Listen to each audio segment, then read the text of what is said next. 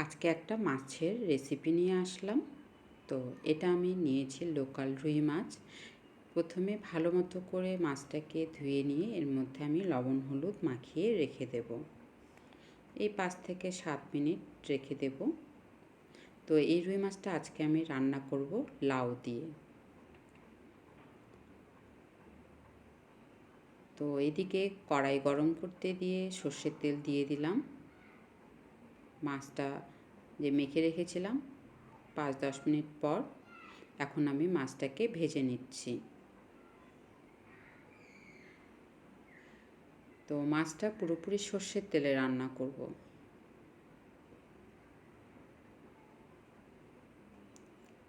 মাছটাকে রান্না করব আজকে লাউ দিয়ে।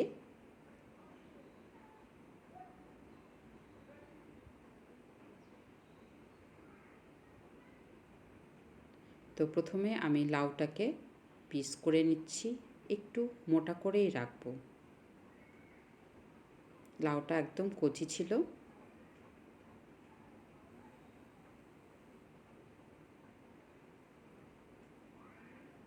তো এইটুকু লাউ দিয়েই হয়ে যাবে, আর লাউ দেব না, আর দেব দুটো মাঝারি সাইজের পেঁয়াজ। তো এই লাউ দিয়ে মাছের তরকারিটা করে দেখবেন, খুব ভালো লাগে খেতে। ডায়াবেটিক পেশেন্টদের জন্য খুব ভালো। লাউ ঠান্ডা জিনিস, জলের পরিমাণ বেশি থাকে, তাই লাউ আমাদের পেটের জন্য ঠান্ডা। তো এদিকে আমার মাছটা ভাজা হয়ে গেল। মাছটাকে উল্টে দিয়ে বাকি পেঁয়াজটাও কেটে নিলাম। তো মাছটা ভাজা হয়ে গেল, নামিয়ে নিলাম। এবার আমি এই তেলের মধ্যেই কালো জিরে ফোড়ন দিয়ে দেব।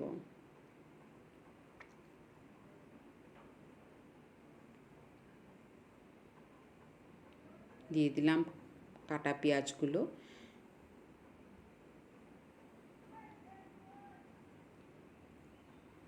আর দিয়ে দেবো এর মধ্যে সামান্য একটুখানি আদা। তো আদাটাকে আমি এইভাবে গ্রেট করে নিচ্ছি।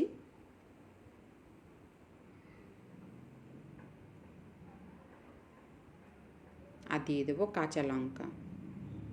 কাঁচা লঙ্কাটাকেও চিড়ে নিলাম। ঝালটা নিজের আন্দাজ মতোই দেবেন, স্বাদ মতো। তো পেঁয়াজটা এভাবে হালকা হালকা করে ভেজে নিয়ে এর মধ্যে এখন আমি পিস করা লাউগুলো দিয়ে দেব।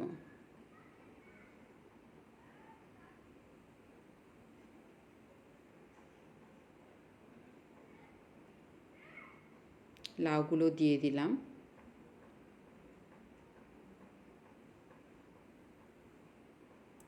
গরমের দিনে এই পাতলা মাছের ঝোলটা খুব ভালো লাগে খেতে, সাদা ভাতের সাথে। তো লাউটা কিছুক্ষণ এইভাবে ভেজে নেওয়ার পর আমি এর মধ্যে দিয়ে দেব আদা কুচিটা। তো এখন এই যে আদাটা গ্রেট করে রাখলাম সেটা দিয়ে দিলাম, আর কাঁচা লঙ্কাটাও এর সাথে দিয়ে দিলাম।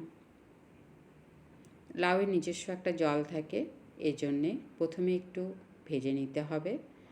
এই মুহূর্তে দিয়ে দিলাম লবণটা। লবণ দিলে আর একটু জল ছাড়বে। দিয়ে দেব হলুদ গুঁড়ো, আর দিয়ে দেব সাদা জিরে গুঁড়ো।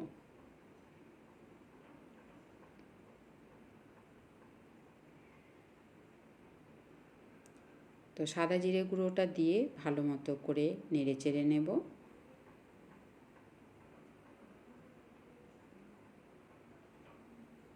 মিডিয়াম ফ্লেমে অবশ্যই রান্না করতে হবে, তাহলে সুন্দরভাবে রান্নাটা ভালো হবে। আর লাউয়ের থেকে যে জলটা বের হবে ওটা দিয়ে লাউটা মোটামুটি সেদ্ধ হয়ে যাবে। তো এখন একটু ঢেকে দিচ্ছি। ঢেকে দিয়ে 5-7 মিনিট পর ঢাকাটা সরিয়ে নিব, নিয়ে আরেকবার নেড়ে চেড়ে দেখব।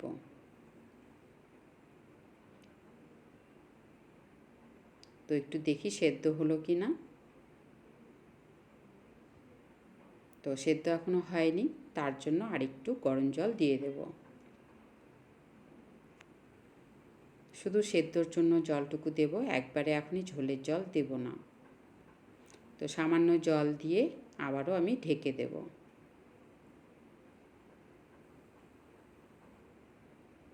আবার 5-7 মিনিট পর ঢাকনাটা সরিয়ে নিয়ে আরেকটু নেড়েচেড়ে দেখে নেব যে সেদ্ধ হলো কি না। তো এইভাবে কিছুক্ষণ আরও 5-7 মিনিট পর রান্না করে নেব।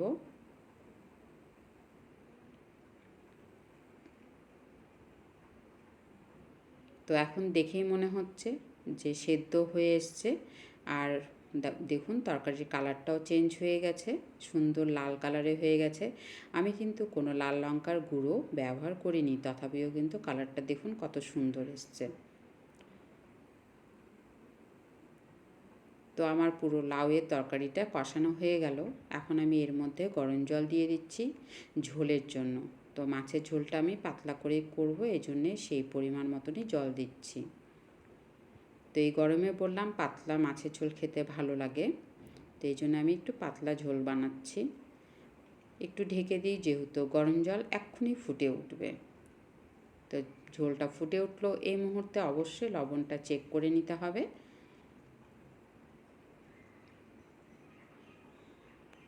তো এখন আমি ভাজা মাছগুলো এর মধ্যে দিয়ে দিচ্ছি। যদি ঘরে ধনেপাতা থাকে তাহলে দিলে আরও টেস্ট বেড়ে যাবে। তো এই মুহূর্তে ধনেপাতা ছিল না দেখে আমি দিলাম না, তথাপিও কিন্তু স্বাদে কিছু কম হয়নি।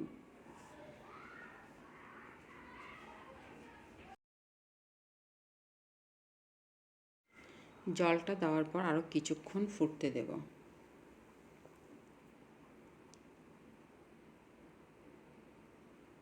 তো আরও 5-7 মিনিট পর ফুটিয়ে নেওয়ার পর আমার মাছের ঝোলটা রেডি হয়ে গেল। তো এখন এটাকে আমি পরিবেশন করে দিচ্ছি, বাটিতে তুলে নিচ্ছি। তো এইভাবে লাউ দিয়ে মাছের ঝোল পাতলাভাবে করে দেখুন, গরমের দিনে অমৃত খাবার। তো কেমন হবে রান্নাটা করার পর অবশ্যই আমাকে কমেন্ট বক্সে জানাবেন। তাহলে আজকের জন্য এইটুকুই। সবাই খুব ভালো থাকবেন, সুস্থ থাকবেন।